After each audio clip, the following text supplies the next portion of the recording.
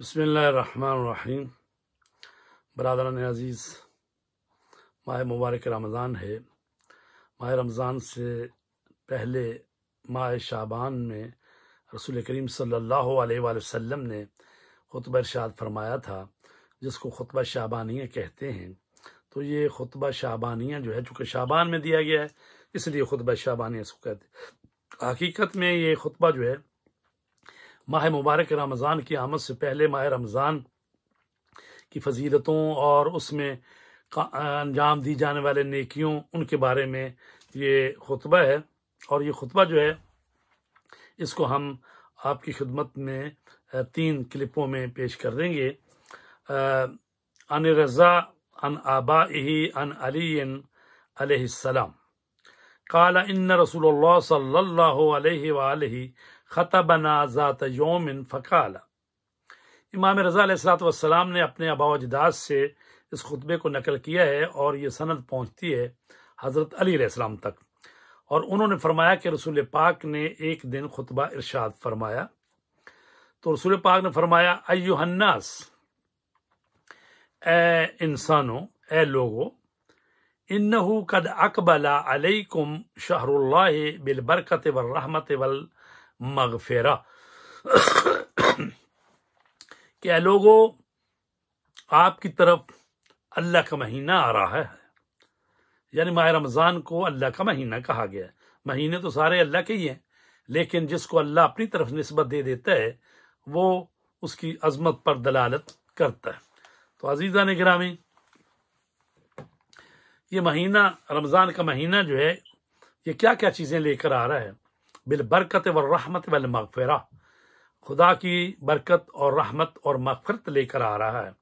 اور اسی سے پھر ماہ مبارک رمضان کے جو عشرے ہیں، 30 دن جو ہیں، ان کو 10 دن میں عشرہ کر کے، تو برکت کا عشرہ، رحمت کا عشرہ، مغفرت کا عشرہ جو کہا جاتا ہے، وہ اسی سے لیا گیا ہے۔ شہر ہوا عند اللہ افضل الشہور، یہ مہینہ ایسا ہے جو اللہ کے نزدیک جو ہے بہترین مہینہ ہے، افضل مہینہ ہے۔ اچھا، افضل جب مہینہ ہے تو پھر اس کے دن کی کیا فضیلت ہے، اس کی رات کی کیا فضیلت ہے، اس کی لمحات کی کیا فضیلت ہے، اس کے بارے میں فرماتے ہیں، وَأَيَّامُهُ افضل الایام، تو اس مہینے کے جو ایام ہیں، دن ہیں، وہ دوسرے باقی مہینوں کے دنوں سے افضل ایام ہیں۔ ولیالی ہے افضل اللیالی، اور ماہ رمضان کی راتیں جو ہیں، وہ باقی دنوں کی راتوں سے افضل ترین راتیں۔ وساعتہ افضل الساعات، اور رمضان کی جو ساعات ہیں، جو لمحات ہیں، وہ باقی مہینوں کے لمحات سے افضل ہیں۔ فرماتے ہیں رسول خدا صلی اللہ علیہ وسلم، هو شہر دعیتم فیہ الی ضیافت اللہ، یہ ایسا مہینہ ہے کہ جس میں تم اللہ کی ضیافت کی طرف دعوت دیے گئے ہو۔ یعنی اس مہینے میں گویا کہ ایک روحانی دسترخوان جو ہے وہ پہن کیا گیا ہے، اور روزہ دار اس پر بیٹھنے والے ہیں، اور اللہ تبارک تعالیٰ میزبان ہے، اور روزہ دار جو ہیں وہ مہمان ہیں۔ تو کہا گیا ہے وہ ایسا مہینہ ہے کہ جس میں تم اللہ کی ضیافت کی طرف دعوت دیے گئے ہو۔ وَجُعِلْتُمْ فِيهِ مِنْ أَهْلِ كَرَامَةِ اللَّهِ، اور تم اس مہینے میں کرامت خدا کے مہمان قرار پائے ہو۔ اس مہینے میں تمہاری کیا حالت ہے؟ انفاسکم فیہ تسبیح، تمہاری سانسیں لینا بھی وہ تسبیح خدا کی مانند ہے۔ تسبیح کیا ہوتی ہے؟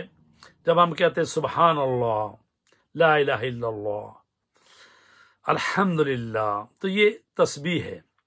جیسے ہم تسبیح حضرت فاطمہ زہرا سلام اللہ علیہا میں پڑھتے ہیں، 34 مرتبہ اللہ اکبر، 33 مرتبہ الحمدللہ، 33 مرتبہ سبحان اللہ پڑھتے ہیں، تو یہ جو ہے تسبیح ہوتی ہے۔ تو انسان جو ہے ماہ رمضان میں، اور خصوصاً جو کہ روزہ دار ہے، اللہ تبارک تعالیٰ کی اطاعت و بندگی میں ہے، تو اس کا ہر سانس لینا جو ہے وہ گویا تسبیح کا کام کر رہا ہے۔ وَنَوْمُكُمْ فِيهِ عِبَادَةٌ، اور تمہارا سونا بھی اس مہینے میں عبادت کا درجہ رکھتا ہے۔ وعملکم فیہ مقبول، اور تمہارے اعمال جو ہیں وہ مقبول ہیں، تمہارا عمل مقبول ہے، ودعاؤکم فیہ مستجاب، اور تمہاری دعائیں جو ہیں وہ اس مہینے میں مستجاب ہیں۔ فَاسْأَلُوا اللَّهَ رَبَّكُمْ بِنِيَّاتٍ صَادِقَةٍ وَقُلُوبٍ طَاہِرَةٍ، تو بس سوال کرو اپنے رب سے اپنی سچی نیتیں کر کے اور اپنے دلوں کو پاکیزہ کر کے اللہ تبارک تعالیٰ کے حضور دعا کرو۔ کیا دعا کرو کہ ان یوفقکم لصیامہ وتلاوت کتابہ، کہ اللہ تبارک تعالیٰ تمہیں روزے رکھنے کی توفیق دے اور قرآن مجید کی تلاوت کرنے کی تمہیں توفیق دے۔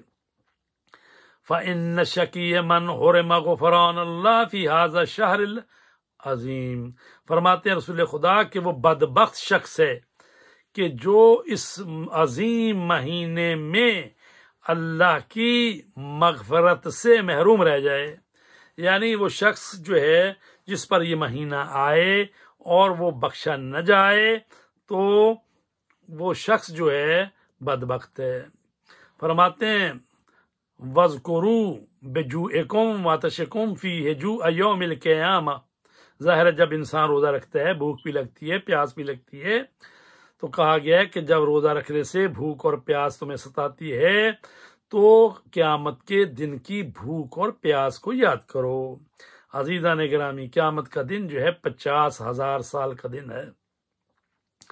تو رسول پاک فرماتے ہیں کہ جب ماہ رمضان میں روزہ رکھتے ہو تمہیں بھوک اور پیاس جو ہے وہ ستاتی ہے تو قیامت کے دن کی بھوک اور پیاس کو یاد کرو۔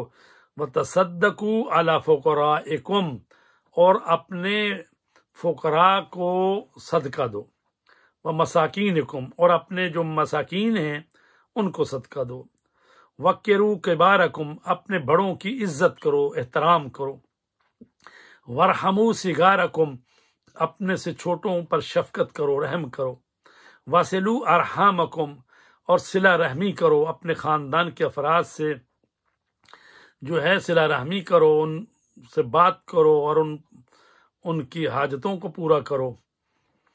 وَاحْفَظُوا أَلْسِنَتَكُمْ، اور اپنی زبانوں کی حفاظت کرو، وَغُضُّوا عَمَّا لَا يَحِلُّ النَّظْرُ إِلَيْهِ أَبْصَارَكُمْ، اور شریعت نے جن جن چیزوں کو دیکھنے سے منع کیا ہے تمہاری نگاہیں جو ہیں ان سے چشم پوشی کریں۔ غضے ابصار یعنی غضوا عما لا یحل النظر، یعنی جس کو دیکھنا شریعت نے جائز قرار نہیں دیا اس کو مت دیکھو۔ وَأَمَّا لَا يَحِلُّ الْإِسْتِمَاعُ عَلَيْهِ، اور اسماءکم، کہ جن چیزوں کو سننا منع کیا گیا ہے، یہ جو گانے سنتے ہیں یا اس طرح کی اور فضول چیزیں جن سے منع کیا گیا ان سے رک جاؤ۔ تحننوا علی ایتام الناس یتحنن علی ایتامکم، فرماتے رسول پاک کہ تم لوگوں کے یتیموں پر مہربانی کرو تاکہ تمہارے یتیموں پر مہربانی ہو۔ تو عزیزان گرامی، معاشرہ جو ہے اس کے جو پنپنے کے، رشد کے، ہدایت کے جو ہو سکتی ہیں چیزیں وہ ساری اس خطبے میں موجود ہیں۔ گویا کہ یہ خطبہ ایک منشور ہے معاشرہ سازی کا، انسان سازی کا، کس طرح معاشرہ تکامل پائے۔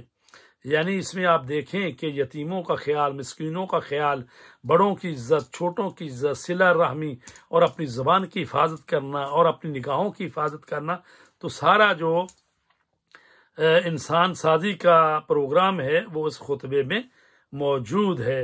تو انشاءاللہ اگلی قسط میں ہم جو ہیں اس مہینے میں جو توبہ اور دعا کی بات کی گئی ہے اس پر بات کریں گے۔